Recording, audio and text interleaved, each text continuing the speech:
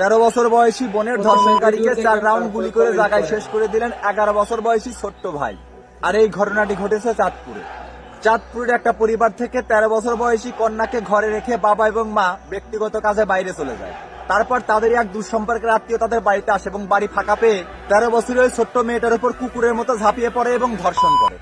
ধর্ষণের যন্ত্রণা সহ্য করতে না পেরে কান্নাকাটি করতে থাকে ছোট্ট মেয়েটা। ইতিমধ্যে তার 11 বছর বয়সী ছোট্ট ভাই ফেরে স্কুল থেকে ফিরে ভাইটি দেখতে পেল তার বোনটি রক্তাক্ত অবস্থায় কান্নাকাটি করতেছে এবং পড়ে আছে। আর ওখানেই দাঁড়িয়ে হাসাহাসি করতেছে সেই ধর্ষণকারী।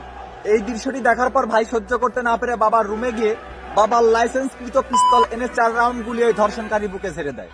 সঙ্গে সঙ্গে ওই ধর্ষণকারী লুটিয়ে পড়ে মাটিতে।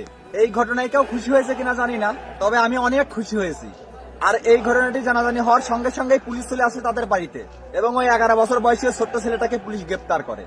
ছোট্ট ছেলেটি ভেবেছিল যে আমি যে কাজটা করেছি এই কাজের জন্য পুলিশ আমাকে বাহবা দিবে, কিন্তু না, উল্টা পুলিশ আমাকে গ্রেপ্তার করেছে। পুলিশ তোমাকে যতই গ্রেপ্তার করুক ছোট ভাই, তুমি কোনো চিন্তা করো না, তোমার পাশে পুরো দেশের মানুষ আছে। তোমার বয়সটা বিবেচনা করে আইন তোমাকে অবশ্যই মুক্তি দিবে।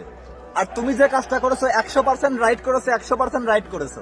তোমার মতো একজন সাহসী ভাই। এখন কমেন্ট করতে পারেন, আপনার মতামত জানাতে পারেন।